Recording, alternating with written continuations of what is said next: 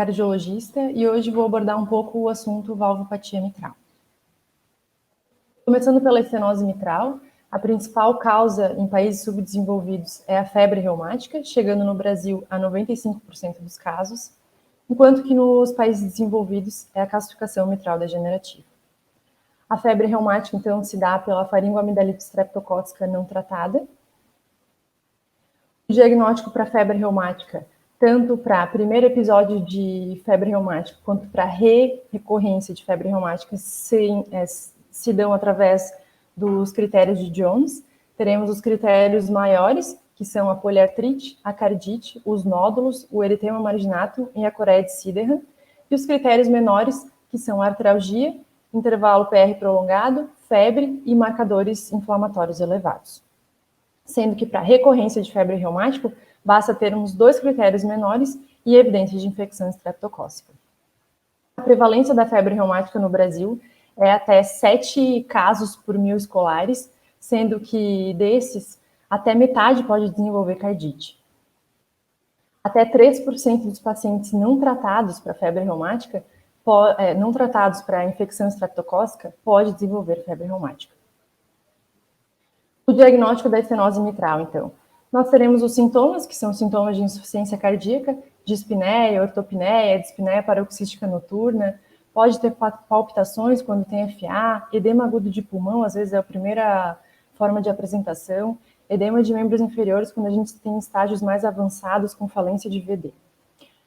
O exame físico, então, vai ser um sopro diastólico do tipo Rufflar, que pode estar acompanhado de um reforço pré-sistólico, quando temos um ritmo sinusal. E quando temos válvulas não tão calcificadas, podemos escutar o estalido de abertura.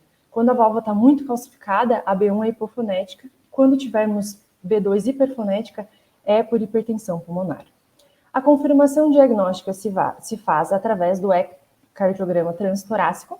A gente vai considerar complementar com um eco transesofágico antes de indicar a valvoplastia percutânea. Para quê? Principalmente para a gente avaliar o grau de regurgitação mitral concomitante, porque através do eco transtorácico, às vezes a gente pode ter uma regurgitação mitral subestimada. Lembrando que se a gente tiver uma regurgitação mitral, a gente não vai poder proceder com a valvoplastia percutânea. O eco transesofágico vai ser importante também antes da valvoplastia, para a gente excluir presença de trombo no átrio esquerdo, que seria outra contraindicação absoluta ao procedimento. O teste de esforço. O teste ergométrico vai entrar para a gente avaliar melhor a classe funcional desse doente. E o eco com estresse físico, quando tivermos um paciente com estenose mitral que ainda não é grave, mas tem sintomas ao esforço, para a gente melhor avaliar a hemodinâmica dele.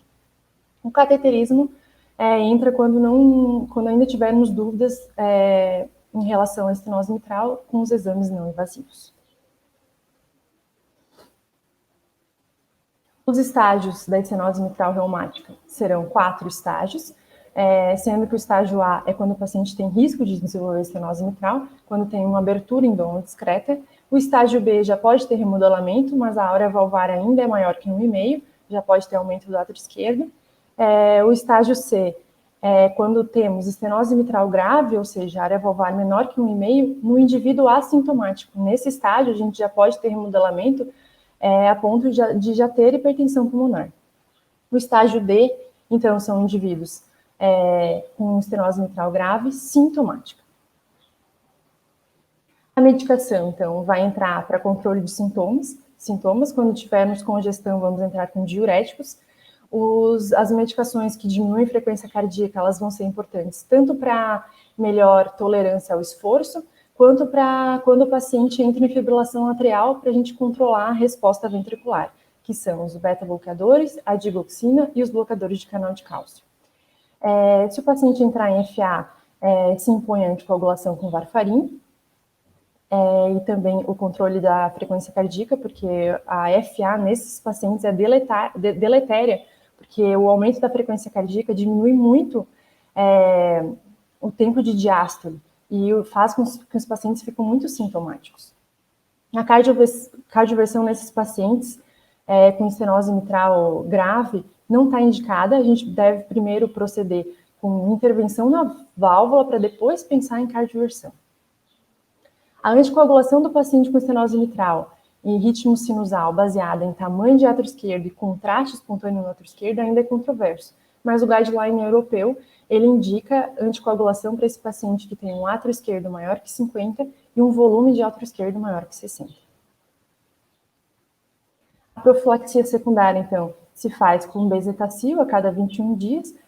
Só gostaria de destacar aqui que após cirurgia valvar deveríamos indicar profilaxia secundária por toda a vida do doente. Por quê? Porque a febre reumática recorrente, ela está associada sempre com o pior da doença cardíaca. E nesse grupo de pacientes, às vezes a infecção estreptocócica, ela é assintomática e mesmo assim pode ser trigger para a recorrência de doença. Então aqui nós temos a árvore terapêutica da American Heart. A gente vai, quando tivermos uma estenose mitral, vamos dividir primeiramente em estenose mitral grave ou progressiva, dependendo da área valvar. Se for grave, ou seja, área valvar menor que 1,5, dividimos esses pacientes em sintomáticos ou assintomáticos. Se esses pacientes forem sintomáticos, a gente sempre vai indicar, se possível, a valvoplastia percutânea, que a gente já sabe que os resultados são superiores. Se ele tiver contraindicação de fazer valvoplastia, a gente pode indicar para esse paciente a cirurgia. Se ele tiver contraindicação de cirurgia, como gestantes, pacientes de alto risco cirúrgico, a gente vai considerar fazer a valvoplastia nesses pacientes. Nos indivíduos que têm uma estenose mitral severa, mas são assintomáticos, a gente vai avaliar se eles têm fatores complicadores. Os fatores complicadores são uma PSAP maior que 50 e uma fibrilação atrial de início recente. Nesses doentes, mesmo assintomáticos, a gente vai indicar a valvoplastia percutânea. Quando a estenose mitral ainda não é grave, quando ela está no estágio B, progressiva, a gente vai avaliar se esse paciente tem sintomas ao esforço, dispneia ao esforço. Se tiver dispneia ao esforço, a gente vai indicar um ecocardio com esforço físico, para a gente avaliar a hemodinâmica desse doente. Se no esforço ele tiver uma PSAP, uma pressão sistólica da artéria pulmonar maior que 60, ou no esforço um gradiente transmitral valvar maior que 15, a gente vai indicar para esse doente também a valvoplastia. Então aqui só para frisar que quando temos um eco-score menor que 8 é o ideal para a gente fazer a valvoplastia percutânea. Quando temos um eco-score entre 9 e 10, a gente vai individualizar os casos. Sendo que em gestantes e pacientes de alto risco cirúrgico, a gente vai sempre considerar fazer a valvoplastia percutânea, mesmo com um eco-score maior, até 10, tá? Desde que o aparelho subvalvar e a calcificação no score de Wilkins, né, no eco-score, seja menor ou igual a 2. Falar um pouco da insuficiência mitral. A principal causa da insuficiência mitral é doença cardíaca reumática, a causa mais prevalente no Brasil, e prolapso da válvula mitral, que seria a segunda causa mais prevalente. No exame físico, a gente vai encontrar, então, um sopro sistólico regurgitativo, com uma B1 hipofonética, e pode ter sintomas de insuficiência cardíaca direita. O diagnóstico vai ser através do eco transtorácico, que vai ser o exame de escolha tanto para diagnóstico quanto para segmento. O eco transesofágico vai ser muito útil se a gente tiver dúvida diagnóstica, para ter certeza do grau de insuficiência mitral, e para a gente avaliar a anatomia valvar quando a gente está pensando em indicar cirurgia para esse doente, se a anatomia é favorável para a plastia da válvula ou não. O strain vai entrar como marcador prognóstico, porque ele vai estar alterado antes mesmo de haver declínio na fração de ejeção, então é interessante para a gente fazer no acompanhamento desse doente com insuficiência mitral grave. A ressonância, ela ainda perde para o eco transesofágico para a gente avaliar a morfologia da válvula. O teste ergométrico vai ser interessante para a gente avaliar a classe funcional do doente, para ter certeza que ele é assintomático. E o cateterismo, quando a gente tiver dúvida diagnóstica, mesmo com todos esses exames não invasivos.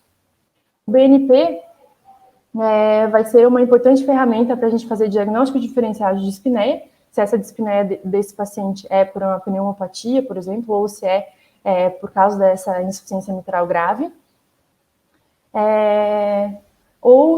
Também como marcador de decisão clínica para intervenção, ou seja, o indivíduo assintomático, a gente está acompanhando no nosso consultório, a gente pode pedir BNP, porque se o BNP estiver elevado, mesmo que ele se diga assintomático, já é sinal de que ele tem repercussão hemodinâmica dessa insuficiência mitral. A árvore terapêutica, então, da insuficiência mitral, na insuficiência mitral primária grave, a gente vai dividir o paciente em sintomático e assintomático. Se o paciente for sintomático, não temos para onde correr. Vamos sempre indicar para esse doente a cirurgia. Sendo que a plastia é sempre preferível à substituição por prótese, quando essa válvula for passível de plastia. Se tivermos um doente com insuficiência mitral grave assintomático, iremos avaliar se ele tem fatores complicadores. Os fatores complicadores da insuficiência mitral grave são fração de ejeção menor que 60, diâmetro sistólico do VE maior que 40, PSAP maior que 50 e fibrilação atrial de início recente. Para esses doentes, mesmo assintomáticos, vamos indicar a cirurgia. Nos pacientes assintomáticos com insuficiência mitral grave, que não tem remodelamento cardíaco, temos dois caminhos: indicar a cirurgia precoce, a early surgery, ou fazer o acompanhamento de perto desse paciente, que seria o watchful waiting. Quando iremos fazer a cirurgia precoce? Quando tivermos certeza que o centro que estamos referenciando esse paciente é um centro de excelência, que seria um centro que tem uma mortalidade intra-hospitalar menor que 1% e uma chance de fazer plastia dessa válvula maior que 90%. Aqui eu queria falar um pouquinho mais do early surgery e do watchful waiting. O early surgery entra para a gente tentar evitar o remodelamento irreversível, porque os estudos já sugerem que para a gente não ter o remodelamento irreversível, a gente deveria indicar já uma intervenção nessa válvula antes da fração de ejeção cair para menor que 64 e antes do diâmetro sistólico do VE ficar maior que 37. Já o watchful waiting seria o acompanhamento de perto desse doente a cada 6, máximo 12 meses, com reavaliação clínica, eletro e eco. Aqui eu gostaria de mostrar esse estudo interessante que saiu no JACC, em 2017, que avaliou centros de referência cirúrgica de Nova York e mostrou aqui no gráfico da esquerda que quanto mais cirurgias anuais o cirurgião fazia, maior era a chance de ele conseguir fazer plastia dessa válvula. E nesse gráfico aqui da direita, mostrou que quanto mais cirurgias anuais de plastia mitral o cirurgião fazia, maior era a chance de sucesso, ou seja, menor era a chance de reoperação dessa válvula. Quando a gente indica cirurgia precoce, a gente deve ter em mente que, se a plástica dessa válvula não der certo, a gente vai estar indicando para esse paciente uma prótese valvar. E a gente sabe que não existe substituto valvar ideal, que a gente pode estar criando nesse doente uma nova doença. Alguns pacientes com insuficiência mitral grave, que ainda não tem remodelamento, eles podem se manter assim por vários anos. Então, talvez prorrogar essa cirurgia seja interessante em centros que não são de excelência. Então, a cirurgia precoce no Brasil ainda é uma utopia. Por que eu digo utopia? Agora a gente vai voltar para a nossa realidade. Eu gostaria de mostrar para vocês esse estudo, que é um braço do estudo BREATHE. O estudo BREATHE é o estudo brasileiro de insuficiência cardíaca. Esse braço do estudo foi uma análise de pacientes internados por insuficiência cardíaca em Santa Catarina. E a gente tem aqui que a principal etiologia da insuficiência cardíaca dos nossos pacientes que internam são de etiologia valvar. E a principal causa de descompensação da insuficiência cardíaca também é por etiologia valvar. Ou seja, a gente não só não faz cirurgia precoce, quanto a gente só faz cirurgia quando talvez seja tarde demais. A gente espera esse paciente desenvolver insuficiência cardíaca para ele conseguir chegar no centro de referência e a gente conseguir intervir nessa válvula. Sendo que nessa análise dos pacientes, o procedimento mais realizado foi a troca valvar, e não o cateterismo, que era de se esperar, né, que é bastante paciente isquêmico que chega também. O maior procedimento foi a troca valvar. E eu queria destacar aqui que a principal causa de descompensação valvar em países desenvolvidos quando eles descompensam, é insuficiência mitral e insuficiência tricúspide.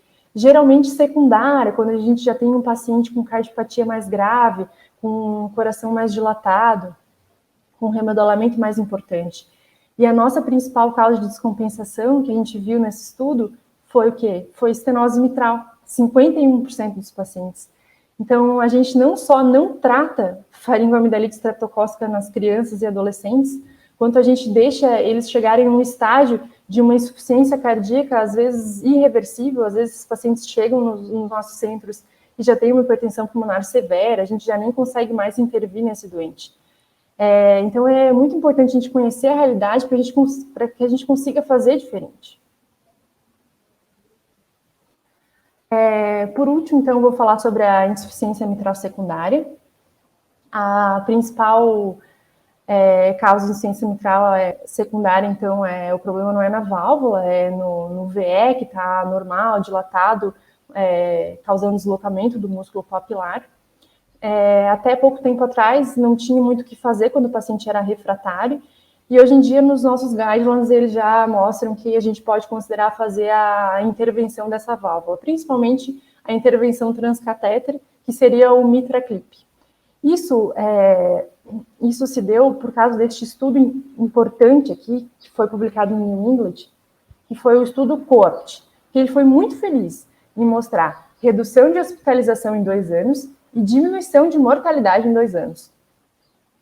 Eu gostaria aqui de mostrar para vocês que tem esse outro estudo que saiu mais ou menos na mesma época, no mesmo jornal, no New England, que é o MitraFR, que ele não foi feliz em mostrar esses mesmos resultados que o COAPT. Ele não reduziu hospitalização, ele não reduziu mortalidade nos pacientes que fizeram intervenção percutânea da insuficiência mitral. Fazendo análise dos 2 estudos, o que foi diferente? Por que esses resultados foram tão divergentes? Os pacientes do MitraFR tinham uma regurgitação mitral que não era tão grave quanto no COAPT. E tinham um remodelamento cardíaco mais importante, tinha um VE mais dilatado. Eu gostaria de frisar aqui que no MitraFR não teve HORT-team, não teve manejo medicamentoso rigoroso. Nos pacientes do estudo COAPT, todos eles passavam por um expert em insuficiência cardíaca, e o manejo medicamentoso era através dos guidelines de uma forma bem rigorosa. Eles precisariam atingir teto de tratamento para eles dizerem que esses doentes eram refratários ao tratamento clínico. Então, quando tivermos um doente com insuficiência mitral secundária que está refratário, talvez seja, primeiramente, mais importante a gente referenciar para um colega que tenha mais experiência em insuficiência cardíaca, antes de pensar em fazer uma intervenção percutânea nesse doente, que pode ser que a intervenção não traga nenhum benefício para o doente. É isso que eu tinha para falar. Qualquer dúvida que vocês tiverem, vocês podem me encaminhar para esse e-mail. Muito obrigada e até a próxima.